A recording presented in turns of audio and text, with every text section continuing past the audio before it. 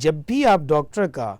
انتخاب کریں تو یہ سوچ کے کریں کہ وہ اس پورے حمل کے دوران آپ کو لے کے چلے گی، وہ اس پورے حمل کے دوران آپ کو گائیڈ لائن فراہم کرے گی کہ آپ نے جو ہے وہ صرف کھانے پینے کی نہیں، آپ نے کام کرنے کی نہیں، کہ آپ نے بیماریوں سے متعلق بھی گائیڈ لائن فراہم کرے گی۔ مثلاً کون سی دوائیں آپ نہیں کھا سکتی، مطلب اب آپ کی اپنی زندگی کا سلسلہ نہیں ہے، آپ کے ساتھ ایک اور زندگی وابستہ ہو چکی ہے، تو اب یہ نہیں ہو سکتا کہ میرے سر میں درد ہو تو میں نے ایکس دوا کھا لی، وائی دوا کھا لی، بغیر پوچھے کوئی کام نہیں ہوگا۔ یہ سارے کام جو ہے وہ ڈاکٹر صاحبہ کی مرضی سے، ان کے علم میں لا کے ان کی اجازت سے ہوں گے۔ اسی طرح ٹیسٹوں کی بات کر رہے ہیں تو ٹیسٹ بھی بہت سارے ہو سکتے ہیں، لیکن کیا ضروری ٹیسٹ ہیں اور کیا جو ہے وہ ٹیسٹ جو ہے وہ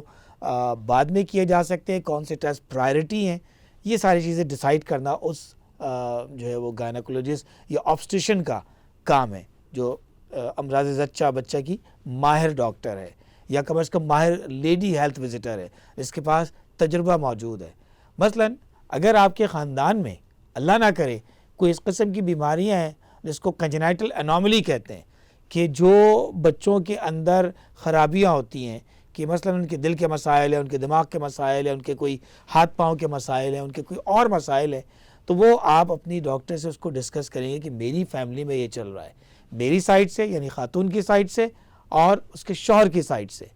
تو وہ اس کے بنیاد پر آپ کے ٹیسٹ بھی ڈیسائیڈ کرے گی۔ مثلاً ایک ٹیسٹ ہم اس کو انوملی اسکین کہتے ہیں، جس کے ذریعے ہم بچے کا سر تا پا،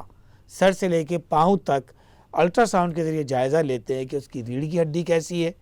اس کے دل کی جو ہے وہ چیمبر پورے موجود ہیں، اس کے کنیکشن صحیح لگے ہوئے ہیں، اس کے دماغ کی کیا صورتحال ہے، اس کے گردوں کی کیا صورتحال ہے، اس کی اسکن کس قسم کی ہے، تو یہ تمام چیزیں انوملی اسکین کے اندر آتی ہیں۔ مطلب اگر آپ سوچیں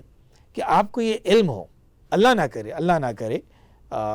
کہ کوئی ایک ایسا بچہ ہے جس کے کسی وجہ سے دل کا پرابلم آ رہا ہے، لیکن اگر آپ کو یہ انوملی اسکین کے ذریعے چند مہینوں کی عمر میں، جب بچہ وہ ابھی حمل کے اندر ہے، آپ کو بتا دیا جائے، آپ کو سمجھا دیا جائے کہ تیاری کیا کرنی ہے، تو آپ جو ہے وہ ہو سکتا ہے کہ شروع میں تو پریشان ہوں گے، لیکن اس کے بعد پھر آپ تیار ذہنی طور پہ ہونا شروع ہو جائیں گے۔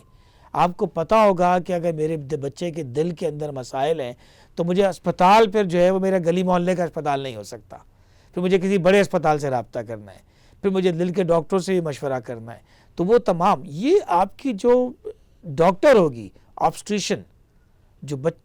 زچہ بچہ کی ماہر ڈاکٹر ہوگی یا زچہ بچہ کی ماہر لیڈی ہیلتھ وزٹر ہوگی، تو وہ آپ کو پھر ڈاکٹر کے پاس بھیجے گی، ڈاکٹر پھر آپ کو مزید رابطے کروائیں گی کہ کہاں آپ کو کرنا ہے، کہاں ڈیلیوری ہونی چاہیے، کیا کون لوگ اس کے اندر انوالو ہوں گے، پھر اسی طرح کی بات کر لیں۔